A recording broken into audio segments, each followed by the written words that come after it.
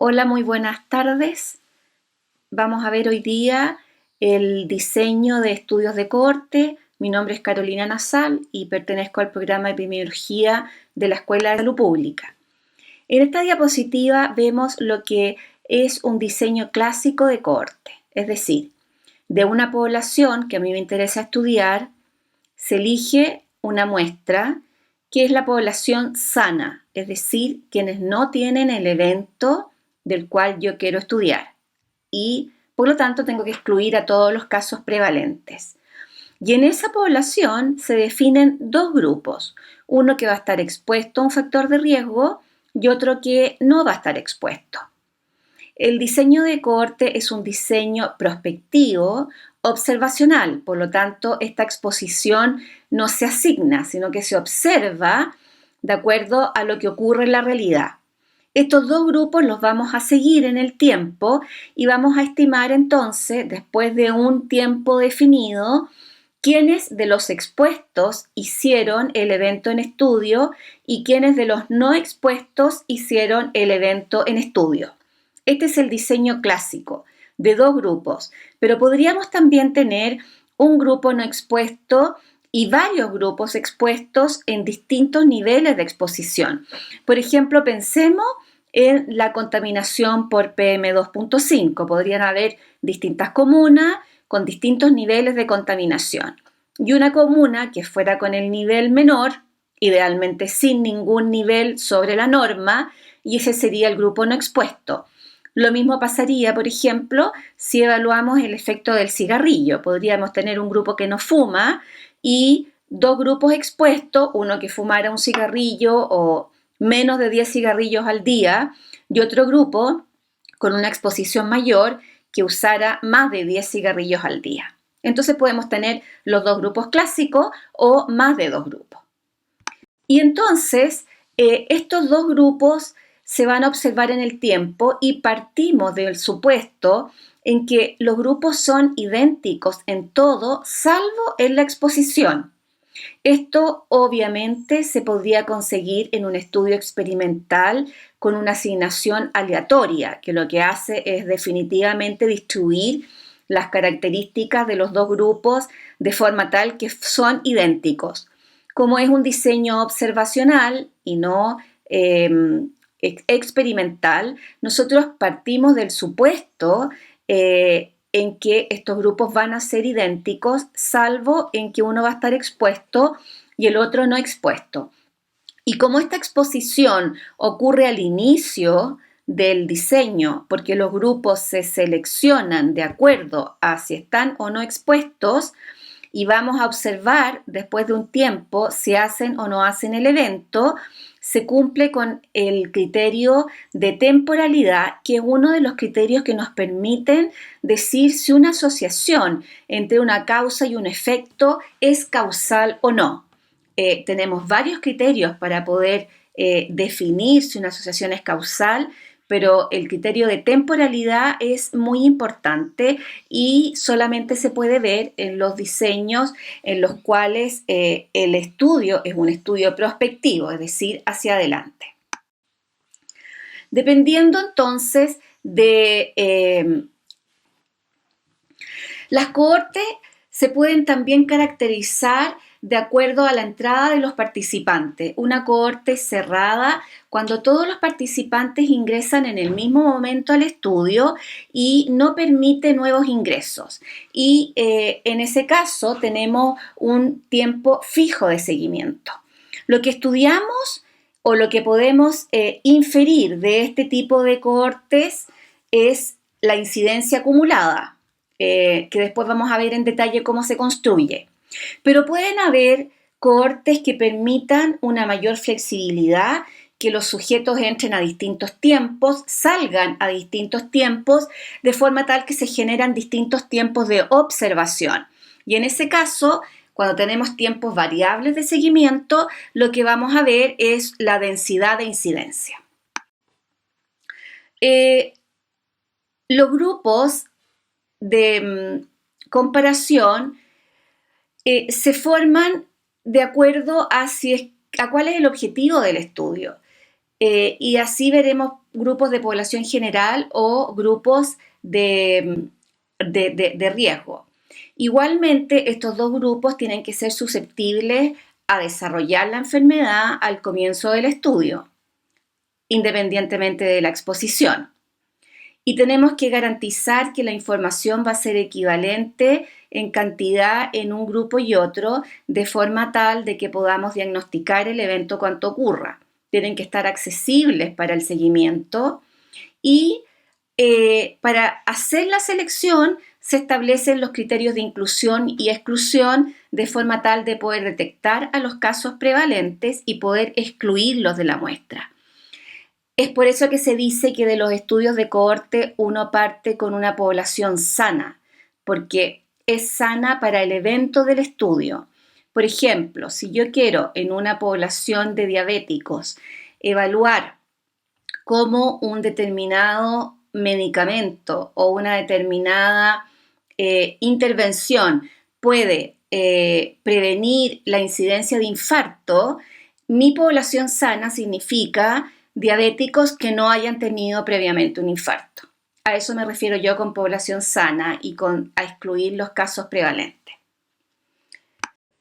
La exposición es la variable independiente y en ello se tiene que definir el nivel de duración, cómo vamos a definir bien esta exposición y de dónde vamos a sacar esta información.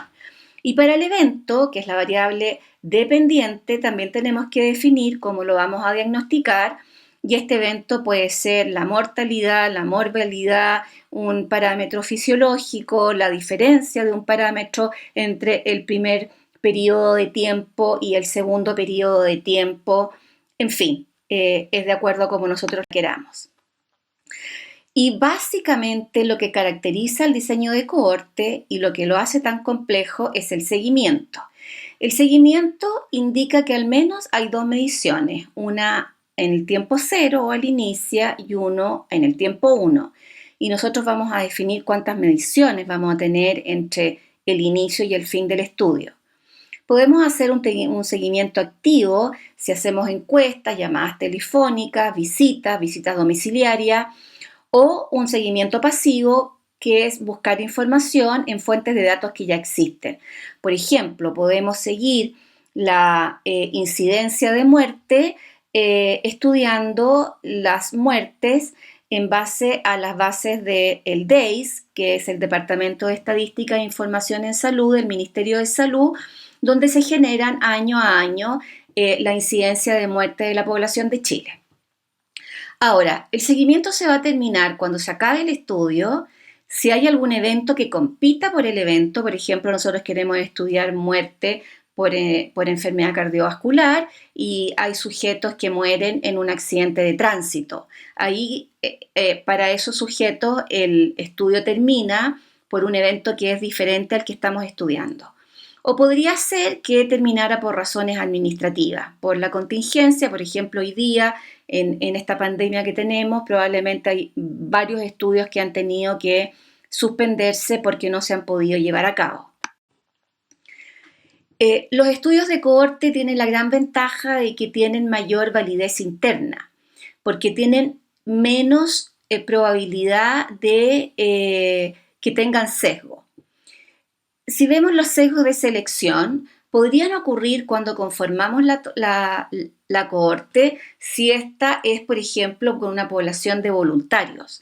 Hay algunas situaciones en las cuales no hay otra forma de hacer la selección, pero obviamente que una población de voluntarios y que no es una muestra aleatoria, o sea, al azar, tiene desventaja respecto de una muestra aleatoria, ya que los voluntarios tienen características distintas a quienes no quieren participar de un estudio. Si tomamos, por ejemplo, a población trabajadora, tampoco va a reflejar lo que es la población general. Sabemos que la población con capacidad laboral tiene distintas características a la población general. Lo otro que produce sesgo de selección es las pérdidas. Como son estudios prospectivos, los sujetos se pueden perder y de hecho se pierden durante el seguimiento. Lo que tenemos que hacer es primero tratar de evitar las pérdidas y en el segundo lugar, en caso de que ocurran, tenemos que poder simular y entender de qué forma estas pérdidas afectan la validez de nuestro estudio. Por ejemplo, ¿quiénes son los que se pierden? ¿De qué edad son? ¿Son más expuestos o son los menos expuestos? ¿Son los no expuestos? ¿Son más mujeres o son más hombres? Tienen características distintas los que se pierden de los que no se pierden. En la medida que podamos conocer las características de las pérdidas, podemos considerar incluso modelar con análisis de sensibilidad cómo afectó esta pérdida a nuestro resultado. Hay otros sesgos que también afectan la validez interna y que tienen que ver, por ejemplo, con los sesgos de información. Y esto es básico en el sentido de que tenemos que cautelar que la información se recoja igual en expuestos que en no expuestos, porque podríamos incurrir en el sesgo del observador, que es cuando se tiende a que si sabemos quiénes son los expuestos, esa cohorte se va a seguir o se va a observar o se va a medir con mayor cautela que la no expuesta. Entonces, lo que tenemos que hacer son protocolos, mediciones estandarizadas, si se puede, evaluación ciega, es decir, que el que mide no sepa quién está expuesto y no expuesto. En el análisis lo que se estiman son las medidas de incidencia y aquí tenemos la incidencia acumulada, que como ustedes pueden ver se mide la incidencia en expuestos como los casos que hay del total de expuestos y la incidencia en no expuestos como los casos del total de no expuestos. Y entonces tenemos las medidas de incidencia acumulada en expuestos e incidencia acumulada en no expuestos. También podemos medir la densidad de incidencia. Como las cohortes pueden tener en el denominador no los sujetos, sino que los tiempos de observación, podemos medir entonces la tasa de incidencia en los expuestos y la tasa de incidencia en los no expuestos, de acuerdo a la tabla tetracórica que estamos viendo en esta diapositiva. Ahora, lo otro que podemos estimar y que debemos estimar son las medidas de asociación. Las medidas de asociación son los indicadores epidemiológicos que nos permiten evaluar con qué fuerza se asocia la exposición al evento que estamos estudiando. Y es importante porque estamos entonces comparando la frecuencia de este evento o esta enfermedad en estos dos grupos o en más de dos grupos. Y para ello se utilizan razones que comparan riesgos, tasas, o prevalencias, en el caso de los estudios de cohorte, las tasas y los riesgos es lo que vamos a utilizar. Como medida de asociación tenemos el riesgo relativo, que es la razón entonces entre la incidencia del expuesto y la incidencia del no expuesto. Y para un estimador puntual, como es el riesgo relativo, se hacen también las estimaciones de los intervalos de confianza de acuerdo a la fórmula que yo les estoy mostrando en esta diapositiva.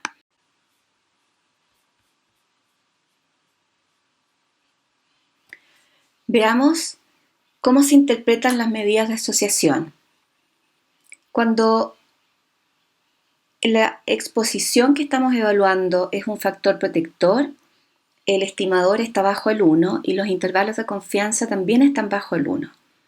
Por el contrario, cuando el estimador que calculamos es un factor de riesgo, tanto el riesgo relativo, como por ejemplo en el caso que estábamos revisando, como los intervalos de confianza están sobre el valor 1.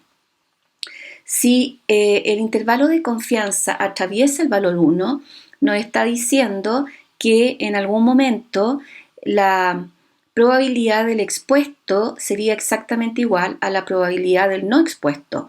Por lo tanto, no habría una asociación entre la exposición y la enfermedad que estamos evaluando. ¿Por qué nos importa estimar los intervalos de confianza? El intervalo de confianza se podría explicar como que si yo evalúo esta asociación en 100 muestras diferentes, en 95 de ellas, ya que lo estoy estimando con un 95% de confiabilidad, en 95 de ellas el valor del estimador del riesgo relativo estaría entre el límite inferior y el límite superior. Y esto lo hacemos porque nosotros no trabajamos habitualmente con el universo, sino que trabajamos con muestras. Y las muestras entonces varían de contextos y las estimaciones que estamos estimando van a variar dependiendo de la muestra que yo tenga. Por lo tanto, uno al hacer estas estimaciones da por supuesto de que en un 5% de estas muestras la asociación que yo estoy encontrando podría deberse al azar y en el 95% restante se debería realmente a que existe una asociación causal. Por lo tanto, es esencial que cuando uno mira un estimador, no solamente se quede con el valor puntual, sino que evalúe también los intervalos de confianza, de forma tal de saber si esa asociación es estadísticamente significativa o no. Esta es la otra estimación que se puede calcular, que es la razón de tasas de incidencia, y es útil cuando se trabaja con cohortes abiertas donde hay distintos tiempos de seguimiento, de forma tal que en el denominador no hay personas, sino que hay tiempos de observación, dado que cada sujeto aporta con un tiempo de observación. Y entonces se estima la razón de tasa de incidencia del expuesto y tasa de incidencia del no expuesto y se interpreta exactamente igual que un riesgo relativo.